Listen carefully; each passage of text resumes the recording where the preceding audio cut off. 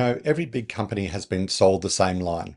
Get everyone on one system and all your problems go away. I've spent over 30 years in corporate finance and systems. I've implemented ERPs, I've inherited ERPs, and I've watched million-dollar projects crash and burn. And I've been the guy that they called in to fix up the mess when that dream turns into a nightmare. Millions of dollars, years of migration, endless meetings, and consultants everywhere. That's what happens when companies try to implement a monolithic ERP. And despite all of the work, it somehow ends up still a mess. Today I'm going to explain the myth of the monolith, why the one system to rule them all fantasy keeps failing, and what actually works instead. This isn't theory, this is what I've lived, and you might well have a different perspective, and that's perfectly okay. Have you ever worked somewhere that had that system, the one that everyone complains about, the one that's supposedly world class, but takes 14 clicks to do something simple? That's probably an ERP. An ERP stands for an Enterprise Resource Planning System. It's a fancy name, but it's a simple idea. One giant software system that runs everything: finance, inventory, sales, HR, purchasing, all connected in the one place. It sounds great, right? But here's the problem. It almost never works the way that it's supposed to. And here's the thing that most people don't understand about ERPs. They didn't start out as these massive corporate monsters designed to control everything. They actually started as something genuinely useful, a tool to help factories not run out of parts.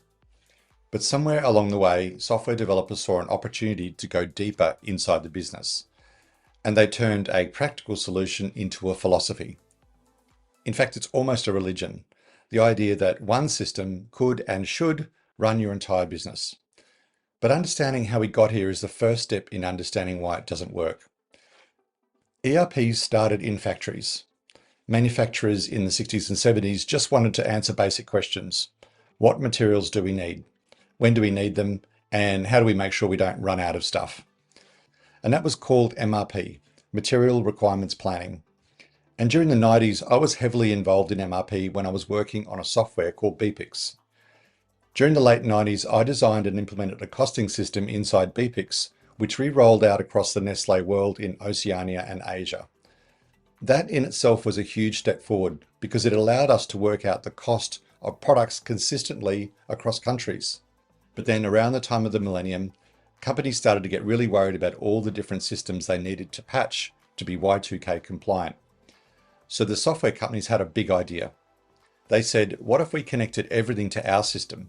Manufacturing, finance, HR, sales, one database, one system, one source of truth, so that customers only need to worry about one software. And they didn't just sell software, they sold a philosophy. If everyone works the same way, everything gets easier.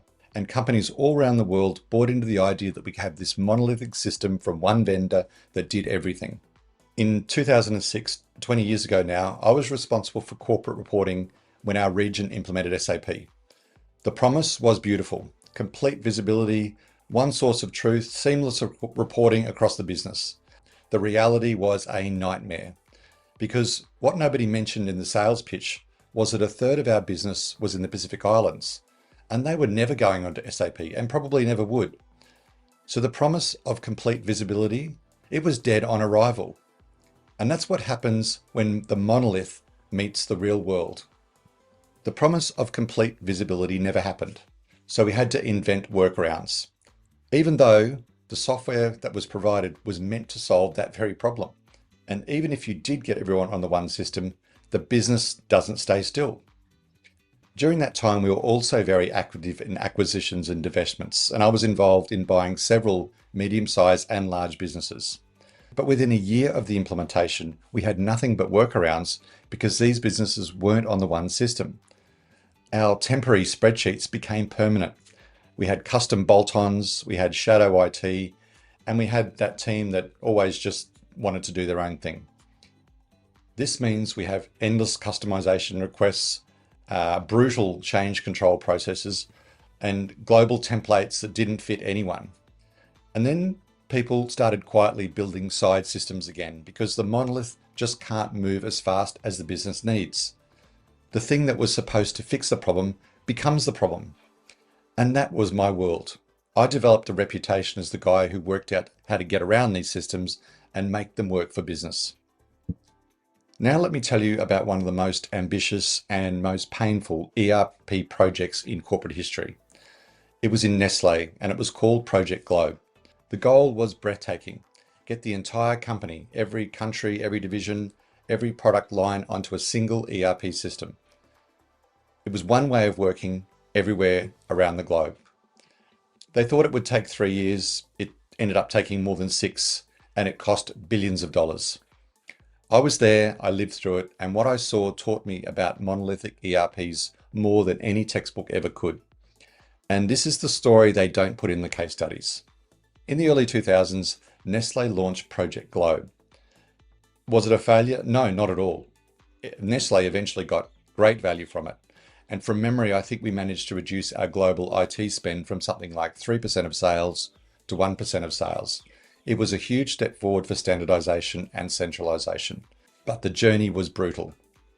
Why? Because Nestlé isn't just one business. It's a collection of businesses operating in different countries with different regulations, different supply chains, and different customer expectations.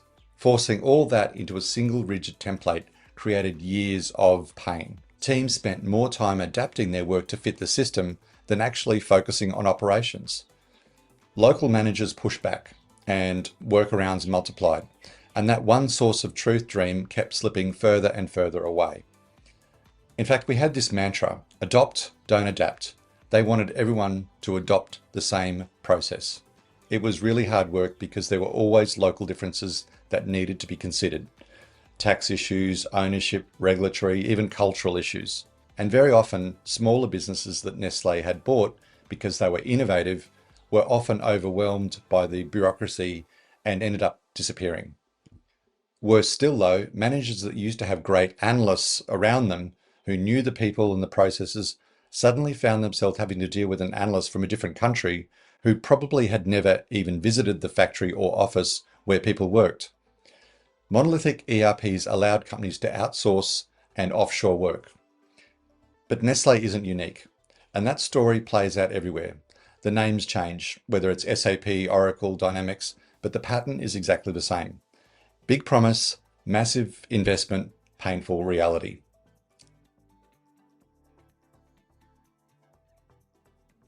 So let's cut through all the stories and get to the heart of it. Why does the monolithic ERP keep failing? Not sometimes, not occasionally, but consistently, predictably, and almost inevitably. After 3 decades of watching these projects, I can tell you that it comes down to 4 fatal flaws. They're too hard to implement, they're too hard to maintain, they're too rigid for business changes, and they're too complex for users. The monolithic ERP fails because it promises simplicity but delivers the very opposite. Implementation takes years longer and costs are exponentially more than anyone expects. But once it's finally alive, maintenance becomes a nightmare of customizations, patches, endless change requests that drain resources.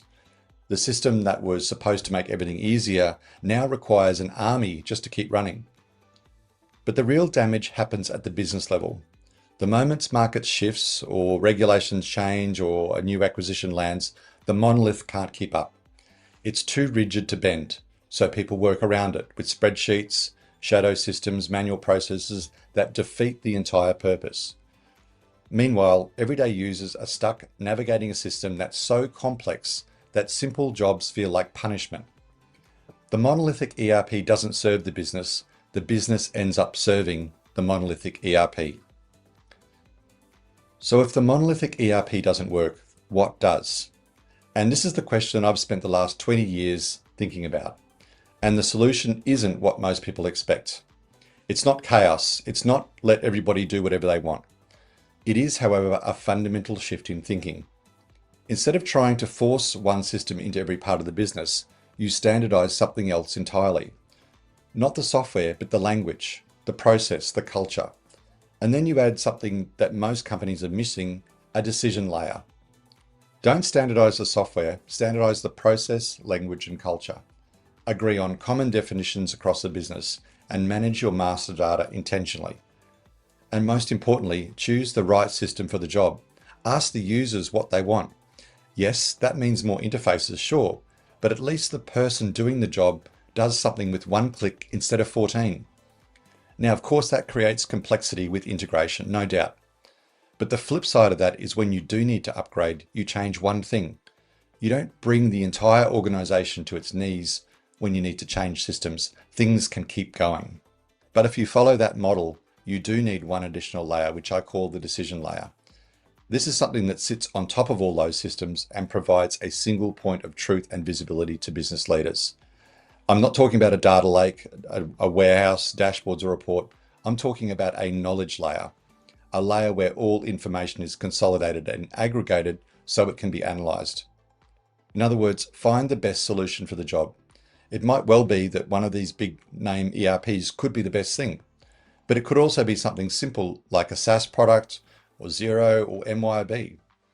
You need to integrate what actually matters and put an overarching decision layer on top.